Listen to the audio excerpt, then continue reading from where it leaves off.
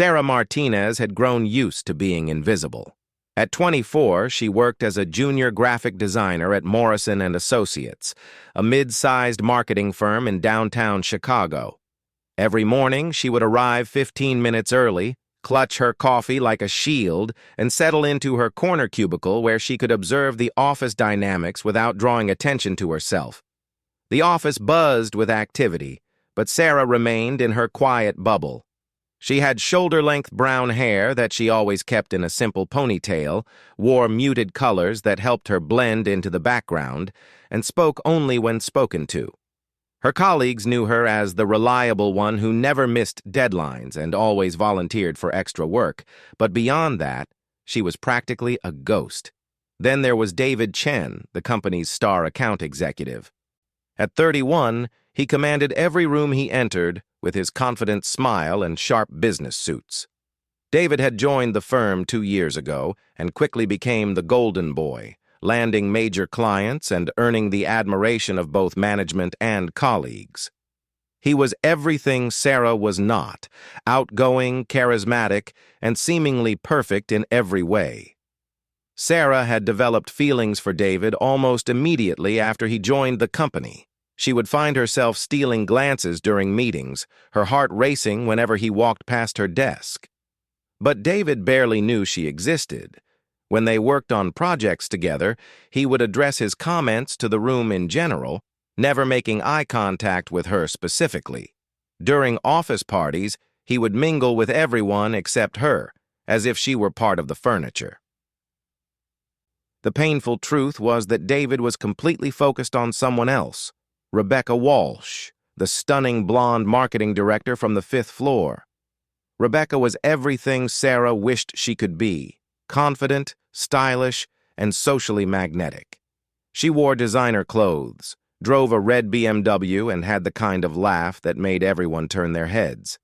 David would light up whenever Rebecca entered a room, and Sarah would watch helplessly as he transformed into an even more charming version of himself. Sarah witnessed their flirtation daily. David would find excuses to visit the 5th floor, always returning with stories about Rebecca's latest adventures or insights. During company meetings, he would position himself where he could catch Rebecca's eye. The office gossip mill was constantly churning with speculation about when David and Rebecca would finally get together. Meanwhile, Sarah poured her emotions into her work. She stayed late most nights, perfecting designs and taking on additional projects that no one else wanted. Her supervisor, Janet, often praised her dedication, but Sarah knew her hard work was just a way to avoid going home to her empty apartment, where she would inevitably think about David's indifference. One particularly difficult evening, Sarah was working alone in the office when David returned to retrieve a forgotten file. He seemed surprised to find her still there, hunched over her computer at nearly 9 o'clock. "You're here late," he said, his voice carrying a hint of concern that made Sarah's pulse quicken. "Just finishing up the Henderson campaign visuals," she replied softly, not looking up from her screen. David walked over and glanced at her work.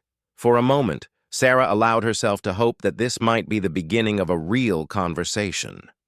Her designs were some of her best work, creative, polished, and innovative. "Looks good," he said absently, already reaching for his file. "Don't stay too late." And just like that, he was gone, leaving Sarah alone with the hum of computers and the weight of her disappointment. She stared at her reflection in the dark window, wondering what she would have to do to make him really see her. The next morning brought news that would change everything. Rebecca Walsh had announced her engagement to her longtime boyfriend, a successful lawyer she had been dating quietly for over a year. The entire office was buzzing with surprise and congratulations, but Sarah noticed David's reaction most of all. He stood frozen by the coffee machine, his usual smile replaced by shock and something that looked like genuine hurt. For the rest of the week, David seemed different. His confidence appeared shaken, and he spent more time at his desk instead of making his usual rounds through the office. Sarah found herself feeling an unexpected mixture of sympathy and hope. Perhaps now he would notice that there were other women in the office, other possibilities he had been blind to while chasing Rebecca. But David's response to Rebecca's engagement was not what Sarah had hoped for. Instead of opening his eyes to new possibilities, he seemed to retreat inward. He became more focused on work, more serious, and somehow even more distant from everyone around him. Sarah watched him struggle with his disappointment and wanted desperately to comfort him, but she had no idea how to bridge the gap between them. During this time, Sarah made a decision that surprised even herself. She began making small changes to her appearance and behavior. She started wearing her hair down, chose clothes with a bit more color and style, and forced herself to speak up during meetings. These were tiny steps, almost imperceptible to most people, but they represented a massive shift in how Sarah saw herself. The transformation wasn't dramatic, but it was real. Sarah began to carry herself with slightly more confidence, to make eye contact when she spoke, and to offer her opinions even when they weren't specifically requested. She joined conversations in the break room instead of hurrying back to her desk, and she started saying good morning to colleagues instead of keeping her head down. Most importantly, Sarah began to realize that she had been making herself invisible out of fear. Fear of rejection, fear of being judged, fear of not being good enough. Rebecca's engagement had shown her that waiting and hoping wasn't enough. If she wanted something different in her life, she would have to create it herself. The irony wasn't lost on her that David's disappointment over Rebecca was inadvertently inspiring her own transformation. While he dealt with the reality that his ideal woman was unavailable, Sarah was discovering that she didn't have to remain the overlooked girl in the corner. She had skills, intelligence, and worth that went far beyond her ability to fade into the background. As weeks passed, Sarah's colleagues began to notice the change. Janet complimented her on her input during a brainstorming session. Mark from accounting struck up a conversation about weekend plans. Even Rebecca herself, during one of her visits to their floor, commented on Sarah's new hairstyle. But David remained oblivious to Sarah's evolution. He was still processing his own disappointment and seemed to view the office through a different lens now. The easy charm that had defined his interactions with everyone was replaced by a more business-like approach that kept people at arm's length. Sarah realized that her feelings for David hadn't diminished, but they had changed. She still found him attractive and kind, but she was no longer willing to pine away in silence. The girl who had once been content to love him from afar was gradually being replaced by a woman who knew she deserved to be seen and appreciated for who she was. This internal shift was subtle but powerful. Sarah began to understand that her worth wasn't dependent on David's attention or approval. She had been so focused on winning his notice that she had forgotten to notice herself, her own talents, her own potential, her own capacity for growth and change. The foundation was being laid for everything that would follow, though Sarah couldn't have predicted how dramatically her life was about to change. She was no longer the invisible girl who faded into the background, even if the transformation was still in its early stages, and sometimes the most profound changes begin with the smallest steps toward believing in yourself. 3 months after Rebecca's engagement announcement, Sarah's transformation had gained momentum in ways she never expected. The small changes she had started making began to compound, creating a ripple effect that touched every aspect of her life. She had enrolled in a weekend photography course, started attending the office book club, and even signed up for salsa dancing lessons at a studio near her apartment. The photography class, in particular, had awakened something creative and passionate within Sarah.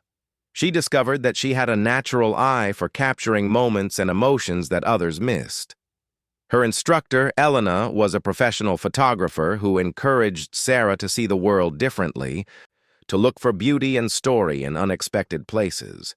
This new perspective began to influence not only her hobby, but also her professional work. Sarah's designs at Morrison & Associates started to reflect her growing confidence and artistic vision. She began proposing more innovative concepts, using bold color schemes, and incorporating unique visual elements that caught her supervisor's attention.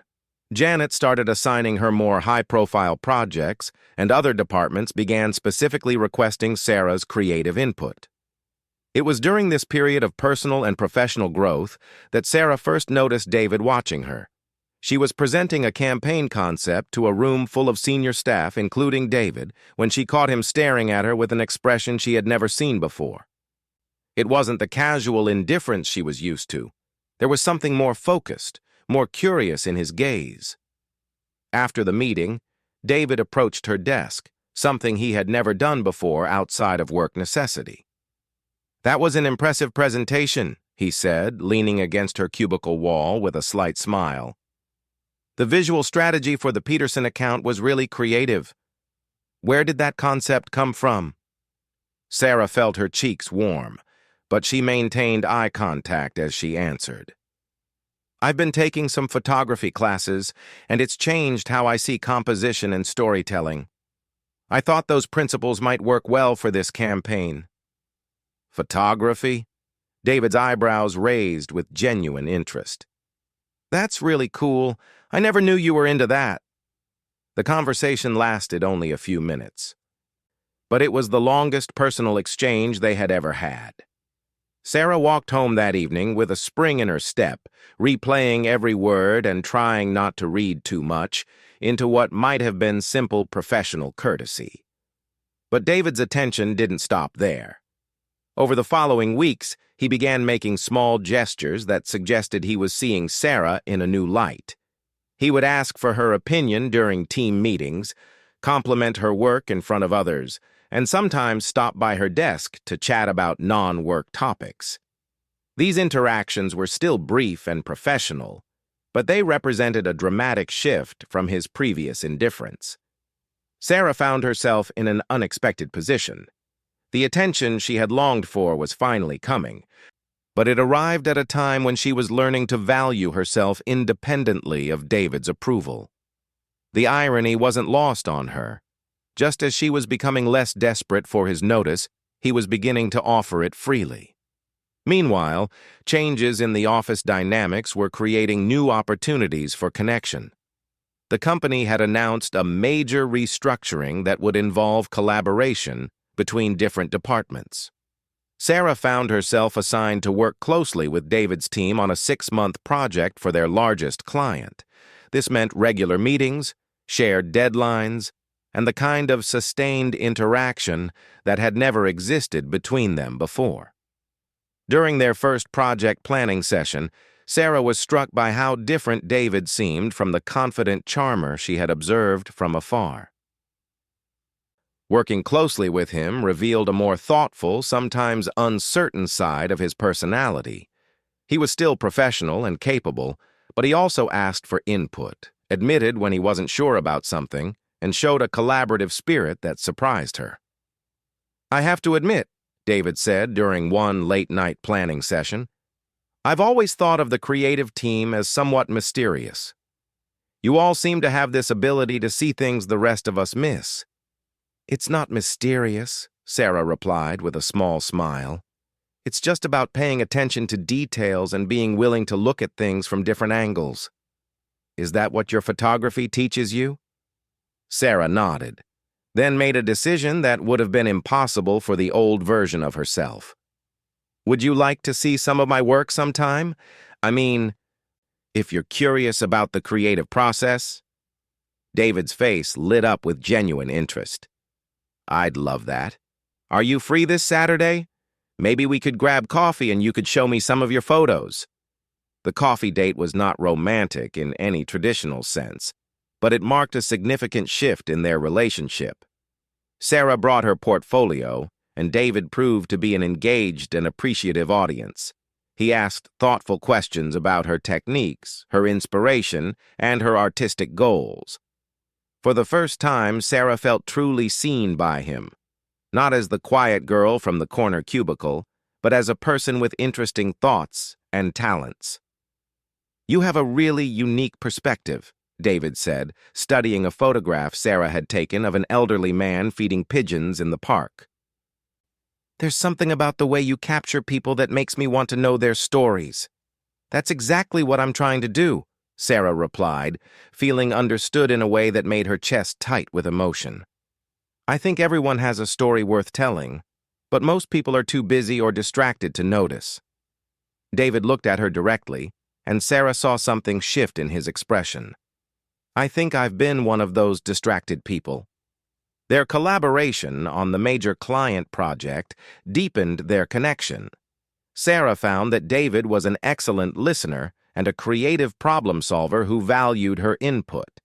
He began seeking her advice on presentations, asking for her feedback on his ideas, and including her in client meetings where her design insights proved invaluable. But the most significant change was happening within Sarah herself. The confidence she had been building over the past months was solidifying into something stronger and more permanent. She was no longer the woman who defined herself by her unrequited feelings for David. Instead, she was becoming someone who knew her own worth and wasn't afraid to express her opinions, pursue her interests, and take up space in the world. This transformation didn't go unnoticed by others in the office. Sarah's colleagues began treating her differently, including her in conversations, asking for her advice, and recognizing her contributions in ways that had never happened before. She was invited to join the office softball team, asked to help plan the annual holiday party, and even approached by a recruiter who had heard about her innovative design work. The attention from the recruiter forced Sarah to consider possibilities she had never imagined. A prestigious design firm was interested in hiring her for a senior position that would represent a significant career advancement. The opportunity excited her, but it also made her realize how much her life had changed and how many new options were opening up for her. During this time, David's behavior toward Sarah continued to evolve in ways that surprised both of them. He started finding excuses to spend time with her, suggesting they work together on projects that didn't necessarily require collaboration. He began asking about her weekend plans, her photography expeditions, and her thoughts on topics that had nothing to do with work. Sarah noticed that David seemed different when he was with her compared to how he acted with other colleagues. He was more relaxed, more genuine, and less concerned with maintaining his polished professional image. She saw glimpses of vulnerability and uncertainty that made him more human and, in many ways, more attractive than the confident facade he usually presented. One evening, as they worked late on a presentation that was due the next morning, David made a comment that revealed more than he might have intended. "You know, Sarah, I've been thinking about how much I missed by not really getting to know you before. I mean, we've worked in the same office for 2 years, and I feel like I'm just now discovering who you actually are." Sarah looked up from her laptop, studying his face carefully. "What made you start paying attention now?" David was quiet for a moment, clearly considering his answer. "Honestly, I think I was so focused on what I thought I wanted that I couldn't see what was right in front of me. And then when Rebecca got engaged, it forced me to question a lot of my assumptions about what I was actually looking for." It was the first time David had mentioned Rebecca directly to Sarah, and the admission felt like a significant moment of honesty between them. Sarah realized that his interest in her hadn't developed in isolation.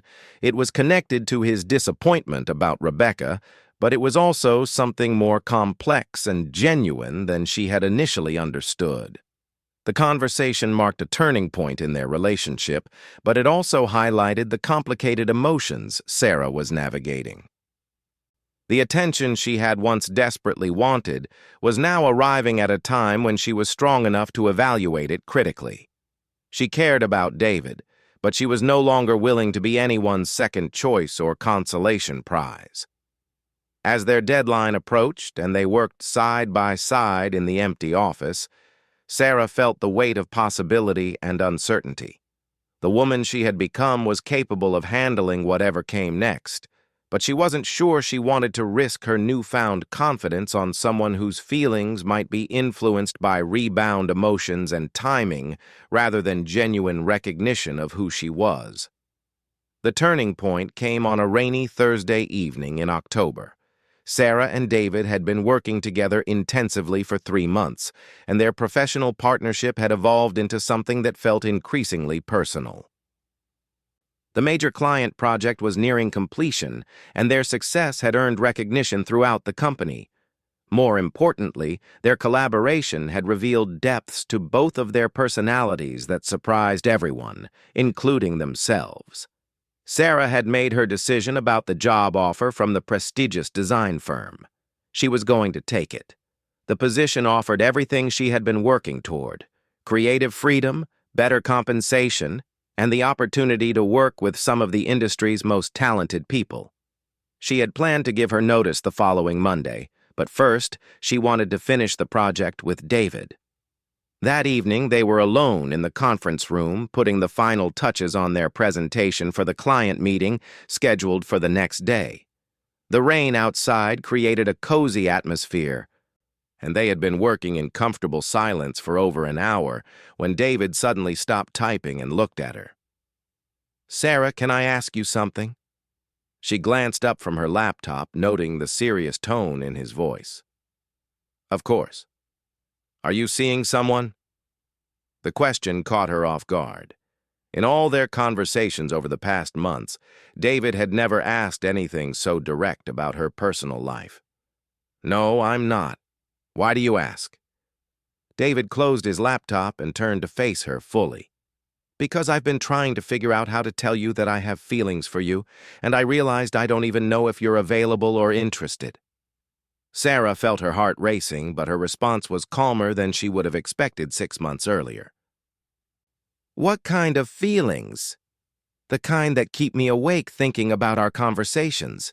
The kind that make me look forward to coming to work because I know I'll see you. The kind that have made me realize I've been an idiot for not seeing how amazing you are." 6 months ago, hearing these words from David would have been the answer to Sarah's every wish. Now, sitting across from him in the conference room, she found herself analyzing his confession with a clarity that surprised her. "David, can I ask you something now?" He nodded eagerly. "If Rebecca hadn't gotten engaged, would you be having this conversation with me?" The question hung in the air between them. David's face went through several expressions as he processed what she was asking. Sarah could see him grappling with the honesty she was demanding. "I don't know," he finally admitted, "and I hate that I can't give you a better answer than that. But I can tell you that my feelings for you aren't about Rebecca or getting over her, or settling for something else. They're about discovering who you are and realizing that you're exactly the kind of person I want in my life." Sarah appreciated his honesty, even as it confirmed some of her concerns. "I need to tell you something, too. I had feelings for you when you first joined the company.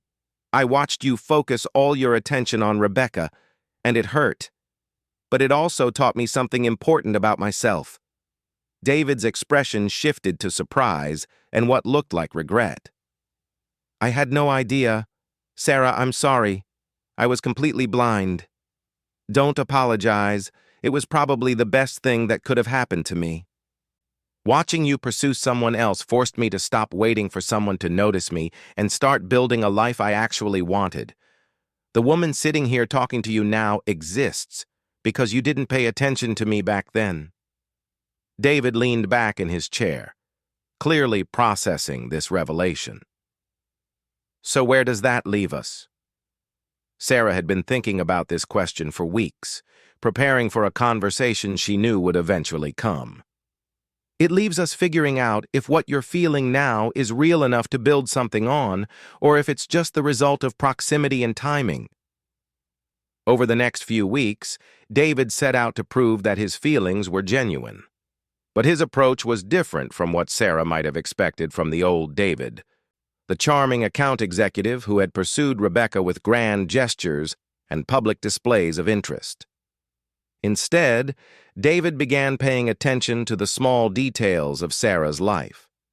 He remembered that she had mentioned loving a particular coffee shop downtown and surprised her with coffee from there on a stressful morning. He asked thoughtful questions about her photography and actually listened to her answers. When Sarah mentioned that she was nervous about a presentation to the board of directors, David spent his lunch break helping her practice, offering constructive feedback and encouragement. Most significantly, David began including Sarah in his social circle in a way that felt natural rather than forced. He invited her to join him and his friends for dinner, introduced her to people as someone whose work and perspective he respected, and made sure she felt welcomed and valued in group settings. Sarah found herself in the unusual position of being actively pursued by someone she had once thought was unattainable. But the woman she had become was able to evaluate David's attention critically, weighing her feelings against her hard-won self-respect and independence. The decision became more complicated when Sarah realized that her feelings for David were evolving too. The desperate longing she had once felt was being replaced by something more mature and reciprocal. She was genuinely enjoying their conversations, their shared work, and the way he challenged her to think differently about creative problems. More importantly, she was beginning to see that David's interest in her was bringing out the best in both of them. Their colleagues had certainly noticed the developing relationship. The office gossip mill, which had once buzzed about David and Rebecca, was now speculating about David and Sarah. But the dynamic felt different this time. Instead of watching David chase someone who was only mildly interested, people were observing two colleagues who clearly brought out positive qualities in each other. Janet, Sarah's supervisor, pulled her aside one afternoon with a knowing smile. "Whatever's happening between you and David, it's working. Your creative work has reached a new level, and I've never seen you more confident in client meetings." Sarah realized that Janet was right. Her connection with David wasn't diminishing her professional growth, it was enhancing it. They pushed each other to be more innovative, more thoughtful, and more willing to take creative risks. Their different strengths complemented each other in ways that made both of their work stronger. The moment when Sarah knew her feelings had truly changed came during a client presentation where everything went wrong. Technical difficulties, last-minute changes from the client, and a series of small disasters that would normally have sent her into a panic. But with David there, troubleshooting problems and maintaining his composure while supporting her through the chaos, Sarah felt completely capable of handling whatever came next. After they had successfully salvaged the presentation and won the client's approval, David turned to her with a grin that was equal parts relief and admiration. "You were incredible in there. The way you adapted when everything fell apart was amazing." "We were incredible," Sarah corrected. "I couldn't have done that alone." It was true. They had become a team in the most genuine sense. Two people who made each other better, stronger, and more capable than they were individually. That evening, as they celebrated their success over dinner at a quiet restaurant downtown, David brought up a conversation that had been hovering between them for weeks. "Sarah, I know you're considering that job offer, and I want you to know that whatever you decide, I support it completely. But I also need you to know that the thought of you leaving terrifies me." Sarah had been dreading this moment, but she found that her answer came more easily than she had expected. "I turned down the offer yesterday." David's eyes widened in surprise. "You did? Why? It sounded like an amazing opportunity." "It was, but I realized that I don't want to start over somewhere else right now. I like the life I'm building here. I like the work we're doing together, and I want to see where this thing between us goes." The relief on David's face was unmistakable, but Sarah wasn't finished. "But I need you to understand something. I'm not turning down that job for you. I'm turning it down for me, for the life I want to build. You're part of that life, but you're not the whole reason for it." David reached across the table and took her hand. "I wouldn't want to be. The woman I'm falling in love with is strong enough to make her own decisions and confident enough to know what she wants. If you were changing your life just to accommodate my feelings, you wouldn't be the same person I care about." It was the first time either of them had used the word love, and Sarah felt the weight and possibility of it settling between them. 6 months later, Sarah and David had become the kind of couple that others in the office pointed to as an example of people who brought out the best in each other. David's confidence was now matched by Sarah's, and her creativity was enhanced by his strategic thinking. They had been promoted to co-lead the creative and account teams, a partnership that was generating the best work either had ever done. More importantly, they had built a relationship based on mutual respect and genuine appreciation for each other's strengths. David no longer took Sarah's attention for granted because he had learned what it felt like to earn it. And Sarah no longer doubted her own worth because she had discovered it independently before allowing someone else to recognize it. The woman who had once been invisible had become the center of David's world, not through dramatic transformation or grand gestures, but through the quiet revolution of learning to value herself. And David had discovered that sometimes the most extraordinary love stories begin when you finally stop looking past what's right in front of you and start paying attention to what really matters. Their colleagues often joked that David and Sarah's relationship proved that the best things in life are worth waiting for. But Sarah knew the truth was more complex than that. Sometimes the best things in life aren't about waiting at all. They're about becoming the kind of person who can recognize love when it arrives and is strong enough to nurture it into something beautiful.